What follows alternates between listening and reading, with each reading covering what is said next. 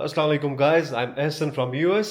और करंटली जितने भी स्टूडेंट्स हैं सब में बहुत पैनिक है कि यूएस ने अपनी वीज़ा अपॉइंटमेंट जो है वो बंद कर दी हैं, पॉज कर दी हैं। इस पॉज को लेके मैं सब कुछ आपको एक्सप्लेन करूंगा कि इन डिटेल चीज़ें हैं कि यूएस के अंदर करंटली क्या चल रहा है। ये जो पॉज है एक टेम्प्रेरी तौर पे किया गया है, ये परमानेंट पॉज नहीं है।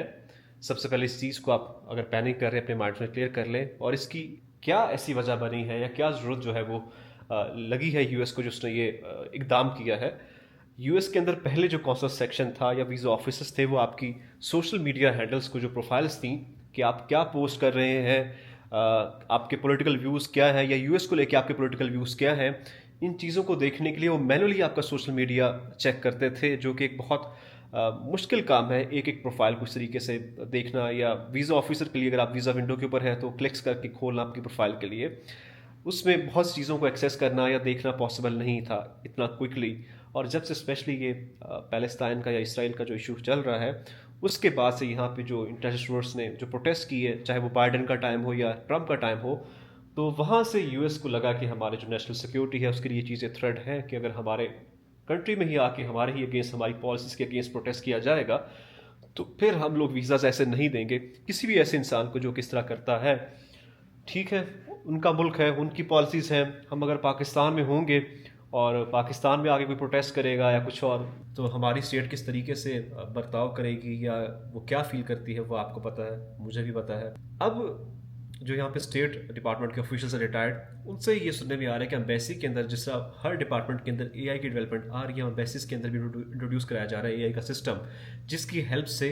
पहले जो है वो सिक्योरिटी जो आपकी वेटिंग है सारी प्रोफाइल्स की, कि आपके क्या पॉलिटिकल व्यूज़ हैं, यूएस को लेके आपने क्या का पोस्ट किया था, या आप कोई अगेंस्ट तो नहीं सोच रखते यूएस की या यूएस की पॉलिसीज़ के खिलाफ, कुछ भी इस तरीके की चीज़ें हैं अगर उनकी नेशनल इंटरेस्ट में उनको नहीं समझ आएंगी, ताकि उसका जो एक ओवरव्यू है, एक समरी है, वो पहले से वीज़ा ऑफिसर को पता लग जाए, या जब वो आप इंटरव्यू के लिए जाते हैं तो उस टाइम उसको वो समरी पढ़ने के लिए अंदर आसानी हो कि एआई का सिस्टम पहले से बता दे किसने क्या कुछ पोस्ट किया। उससे जो नेशनल सिक्योरिटी के लिए या इनके जो भी अपना एजेंडा है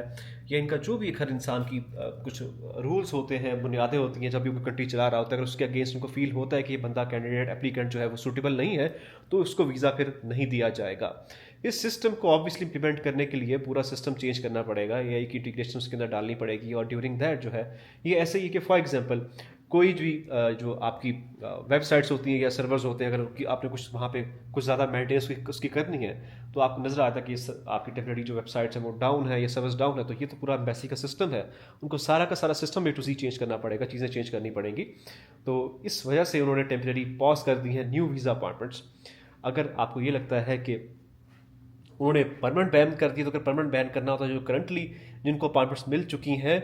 उन लोगों को भी वो इंटरव्यू ना लेते या सबके वीज़ाज वो रिजेक्ट कर देते, रिवोक कर देते। ऐसा नहीं हो रहा, लड़के जा रहे हैं, उनको वीज़ाज मिल रहे हैं। सिर्फ मसला ये आ रहा है कि जो न्यू वीज़ा अपॉइंटमेंट्स हैं वो पॉज की गई हैं, और ये कितने टाइम के लिए पॉज की गई हैं इसका कोई कुछ अभी नहीं कह सकता, बट बहुत ज़्यादा टाइम के लिए ये नहीं पॉसिबल होता। क्योंकि देखें, यूएस की जो यूनिवर्सिटीज़ है, जिसमें मैं आपको शायद बहुत सीरियल्स के अंदर मैं बताता हूँ कि यहाँ पे यूनिवर्सिटीज़ जो है इंटरनेशनल स्टूडेंट पे रिलाई कर रही होती हैं, क्योंकि हर साल जो है 44-45 बिलियन डॉलर्स की जो इकॉनमी है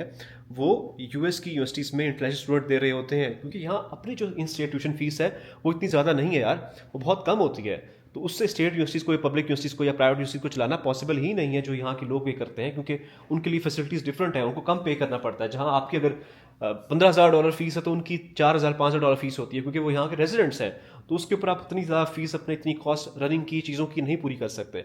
तो ऑब्वियसली प्रेशर जो है यूनिवर्सिटीज़ की तरफ से भी है, बिजनेसमैन की तरफ से भी है। तो ये सिर्फ एक पॉज जो है वो टेम्परेरी है, और इंशाल्लाह आने वाले दिनों के अंदर आप लोगों को अच्छी न्यूज़ जल्द सुनने को मिलेगी। इसलिए डोंट पैनिक, पैनिक मत करें। पैनिक करना बहुत आसान है, बट चीज़ों को थोड़ा प्रैक्टिकली सोचें। इंशाल्लाह आपको अपॉइंटमेंट्स फिर से मिलने लग जाएंगे, और ये सारा जो प्रोसेस है जैसे अपग्रेड होता है सिस्टम के अंदर, ये अपॉइंटमेंट फिर से रिज्यूम हो जाएंगी। See you in the next coming videos.